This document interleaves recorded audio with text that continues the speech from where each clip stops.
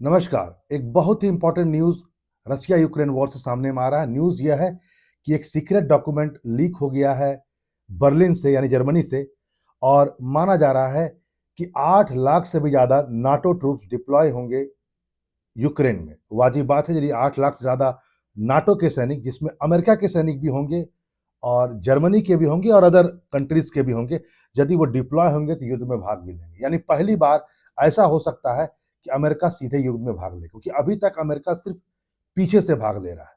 युद्ध में सीधा भाग नहीं लिया, उसके सैनिकों ने अभी तक सीधा भाग नहीं लिया है। लेकिन यदि इस डॉक्यूमेंट पर बात ध्यान रखें तो पता चलता है कि इसमें साफ कहा गया है नाटो या और अलोंग विथ अमेरिका कहा गया है। यह बहुत सारे न्यूज़ के आज सुर्खी बना हुआ है। इसको एक तरह से एक ऑपरेशन का नाम दिया जा रहा है। ऑपरेशन है operation DH land.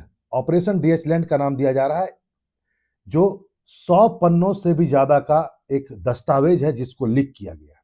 Operation DH land में इस बात पर भी बाकायदा जोर दिया गया है कि जर्मनी को तृतीय विश्व युद्ध के लिए तैयार किया जाए। आपको पता होगा इस बात को कि जर्मनी चाहे प्रथम विश्व युद्ध हो, चाहे द्वितीय विश्व युद्ध हो, उसको कहीं न कहीं कराने में और एक बहुत बड़े कारण के रूप में जर्मनी रहा है।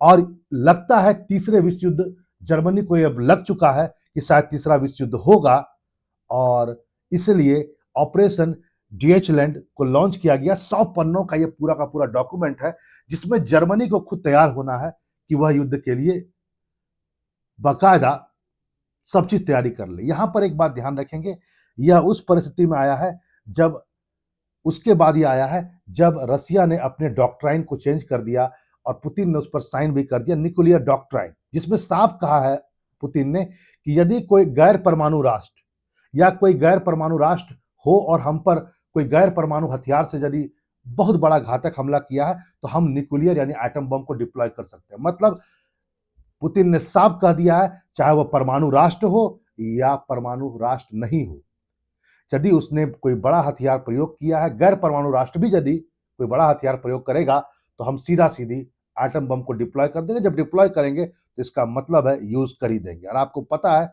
2 दिन पहले ही, जैसा कि मैंने न्यूज में बताया भी था, बाकायदा पुतिन ने एक इंटरकॉन्टिनेंटल ब्लास्टिक मिसाइल जिसकी पूरी क्षमता न्यूक्लियर बम को ले जाने की है, उसको यूक्रेन में गिराया।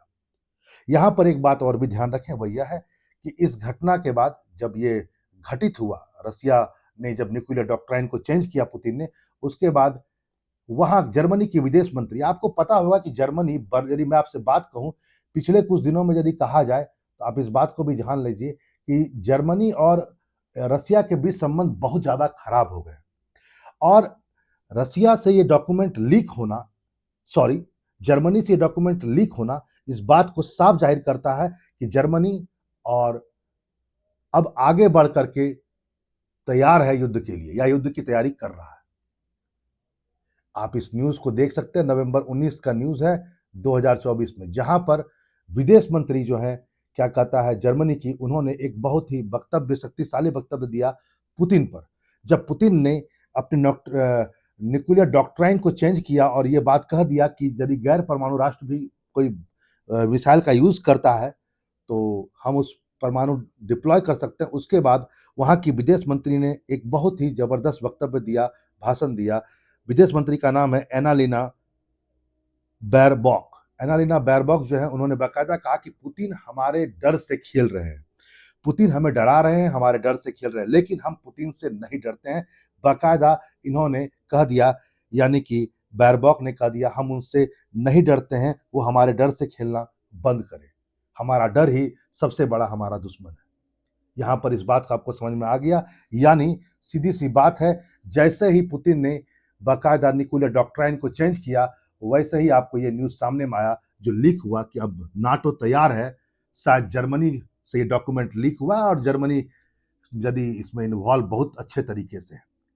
अब आगे इस बात को भी आप समझ लें और जान लें कि ये जो बाकायदा मैंने आपसे कहा कि ये जो ऑपरेशन जो डीएच लैंड है, इसके अंतर्गत ये बात बाकायदा की गई कि जर्मनी अब तृतीय विश्व युद्ध के लिए तैयार होगा। इसका मतलब सिंपल है कि जर्मनी के नागरिकों को इसके अंतर्गत ये हिदायत दी गई है कि वह इंफ्रास्ट्रक्चर पर ध्यान दें, इंफ्रास्ट्रक्चर को मजबूत करें ताकि सैनिक उसका उपयोग कर सकें। बाकायदा इसमें फ्यूल, याद रखेंगे कि कोई भी देश जब किसी पर अटैक करता है तो वो उसके फ्यूल या इंफ्रास्ट्रक्चर को ज़्यादा नुकसान पहुंचाता है ताकि किसी भी प्रकार का उसको सहायता न मिले। तो बाकायदा इसमें कह दिया गया है, इस ऑपरेशन के अंतर्गत कहा गया जर्मनी की जनता तैयार हो जाए, ईंधन को बचा कर रखे, इंफ्रास्ट्रक्चर को और बेहतर करे, हॉस्पिटल्स को बेहतर करे।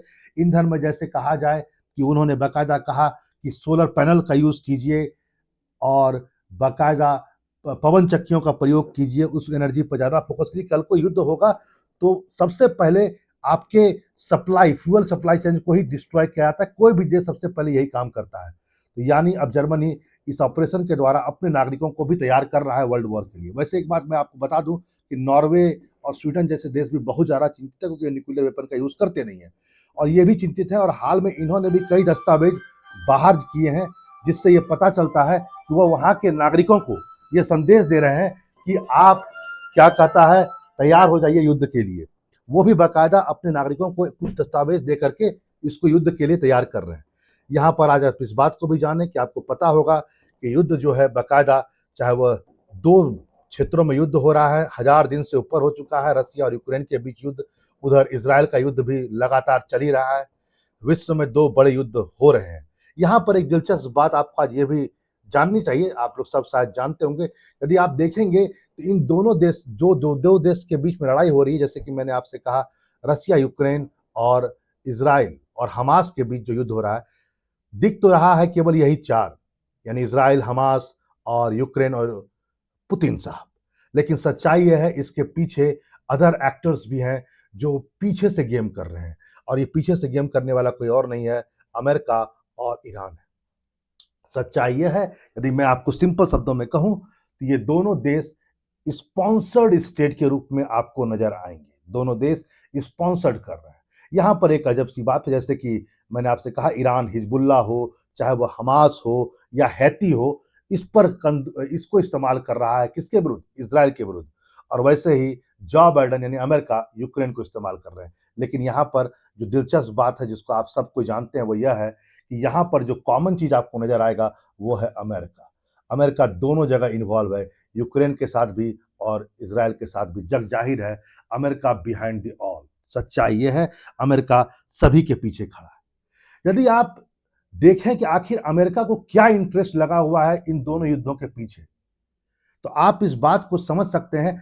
मामला सिर्फ यह नहीं है कि अमेरिका और ईरान, यदि मैं आपसे कहूं अमेरिका और ईरान या अमेरिका और पुतिन यानी रसिया, दोनों सीधे सीधे लड़ना नहीं चाहते, या मैं कहूं अमेरिका सीधे रसिया से लड़ना नहीं चाह रहा है, ना अमेरिका सीधे ईरान से लड़ना चाह रहा है। यानी ईरान के विरुद्ध उसने किसका इस्तेमाल वो कर रहा है? इजराइल का इस्तेमाल कर रहा है। और वहीं रसिया के विरुद्ध वह यूक्रेन का इस्तेमाल कर रहा है। यानी अमेरिका पीछे से खड़ा है, केवल अपना प्रयोग, केवल वह इन 2 देशों का प्रयोग कर रहा है, जैसा कि मैंने आपसे कहा। लेकिन सच्चाई यह है केवल बात यहां तक नहीं है, बात कुछ और है। बात है हथियारों के निर्यात की। यदि आप, कुछ विशेषज्ञ का मानना है कि मामला जो खड़ा हो जाता है वो हथियारों के निर्यात पर खड़ा हो जाता है।